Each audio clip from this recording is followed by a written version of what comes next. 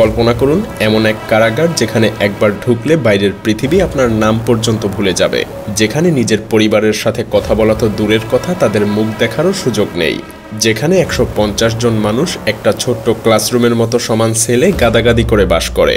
হ্যাঁ, এমন এক নারকীয় বাস্তবতা রয়েছে এল সালভাদরে, যার নাম সিকট, পৃথিবীর সবচেয়ে ভয়ঙ্কর কারাগারগুলোর মধ্যে একটা।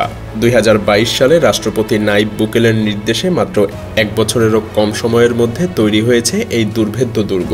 আর তৈরির উদ্দেশ্য একটাই, এল সালভাদরের সবচেয়ে ভয়ঙ্কর গ্যাং সদস্যদের চিরতরে নীরব করে দেয়া।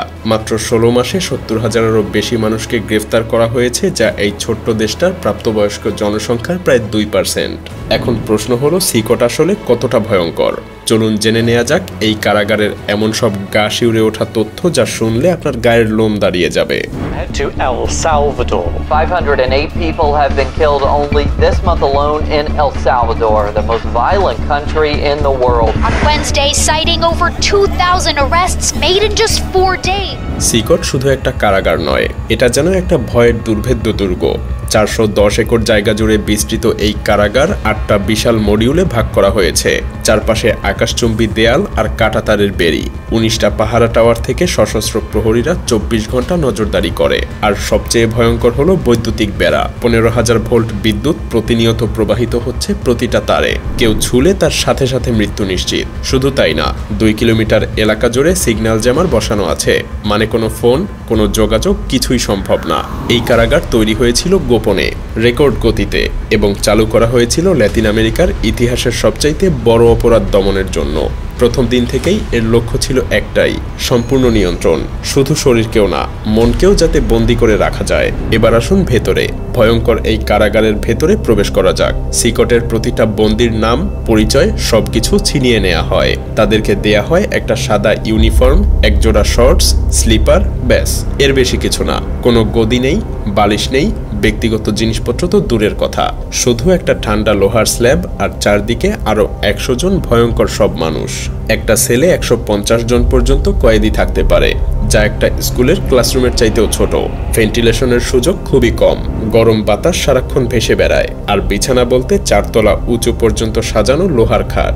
বাইরের পৃথিবীর সাথে কোনো যোগাযোগ নেই, কোনো সাক্ষাৎ নেই, চিঠি নেই, বাড়ি থেকে কোনো খবরও নেই। বেশিরভাগ বন্দিরই কোনো ধারণাই নেই যে কংক্রিটের দেয়ালের বাইরে আসলে কি ঘটছে, আর তাদের পরিবারও জানে না যে তাদের প্রিয়জনকে কোথায় নিয়ে যাওয়া হয়েছে। দৈনন্দিন জীবন সেটা আরো ভয়ঙ্কর। বন্দিরা দিনে 23 ঘন্টা গাদাগাদি করা সেলে আটকে থাকে, সপ্তাহে 1 ঘন্টা বাইরে যাওয়ার সুযোগ মেলে, সেটাও ব্যায়াম এবং ধর্মীয় শিক্ষার জন্য।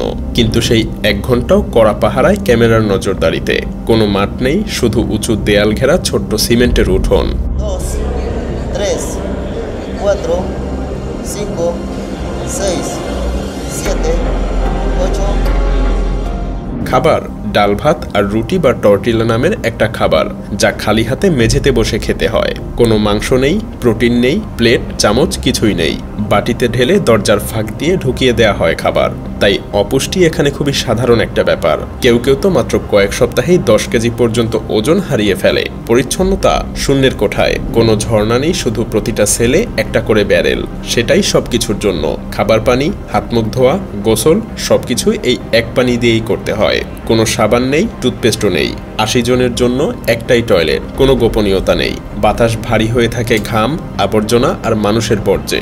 বাতাস চলাচলের কোনো ব্যবস্থা নেই বললেই চলে। রোগ ব্যাধি খুবই দ্রুত ছড়ায়। এবার আসুন জানি সিকটের সবচাইতে ভয়ঙ্কর অংশটা, যার নাম আইসোলেশন সেল। এখানে কোনো নিয়ম ভাঙলে পাঠানো হয় আইসোলেশন ব্লকে।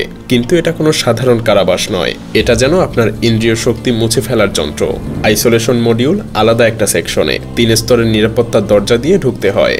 সাউন্ড প্রুফ, সিল করা আর সর্বক্ষণ মনিটরিং করা হয়। কোনো আলো নেই, শব্দ নেই, মানুষের সংস্পর্শও নেই। খাবার একটা ফাঁক দিয়ে ঢুকানো হয়, শুধু একটা সিমেন্টের স্ল্যাব আর মেঝেতে একটা গর্ত। কোনো বই নেই, গদি নেই, শুধু খালি জায়গা আর নীরবতা। কেউ কেউ 15 দিন পর্যন্ত সম্পূর্ণ অন্ধকারে কাটায়। ফলাফল ভয়াবহ।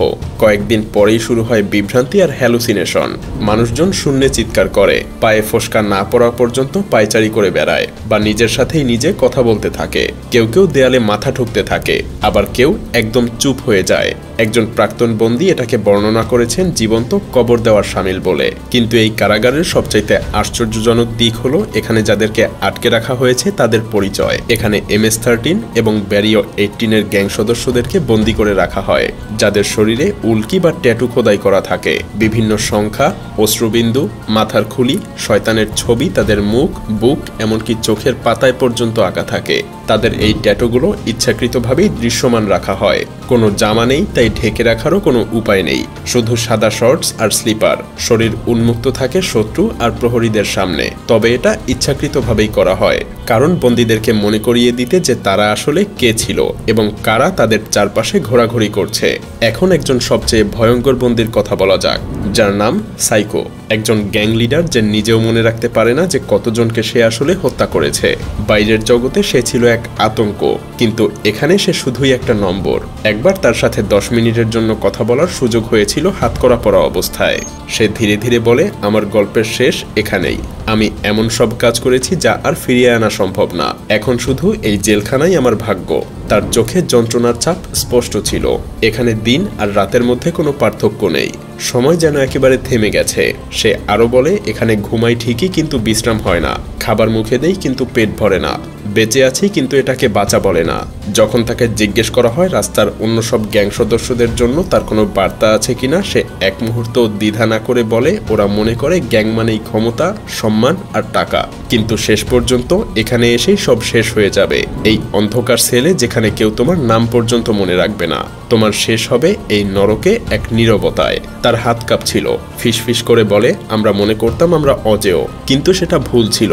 রাস্তায় আমরা রাজার মতো চলতাম, কিন্তু এখানে তো আমাদের কথা বলার অধিকার পর্যন্ত নেই। মানুষ আমাদেরকে ভয় পেত, দেবতা মানত। এখন আমরা শুধুই ছায়া, যাদের অস্তিত্ব পৃথিবী ভুলে গেছে। তার কাছে শেষ প্রশ্ন ছিল, তাকে কি সব থেকে বেশি ভয় দেখায়? সাইকো দেয়ালের দিকে চোখ রেখে বলে, আগামীকাল সকালে জেগে ওঠা। কারণ আগামীকালটাও তো আজকের মতোই হবে, পরশুও তাই হবে, তারপরের দিনও একই হবে। কোনো পরিবর্তন নেই, কোনো শেষ নেই। শুধু একই ঠান্ডা, নীরবতা, একই অন্ধকার, একই শূন্যতা আজীবন ধরে। কিন্তু এত সব নির্মমতার পরেও একটা প্রশ্ন থেকে যায়, এই কারাগার কি সত্যিই কাজ করছে? হ্যাঁ, বুকেলের ক্র্যাকডাউনের পর এল সালভাদরের খুনের হার যেখানে ছিল 2015 সালে প্রতি 1 লাখ জনে 104 জন, সেটা 2023 সালে মাত্র 2 জনে নেমে এসেছে। রূপান্তরটা ঐতিহাসিক।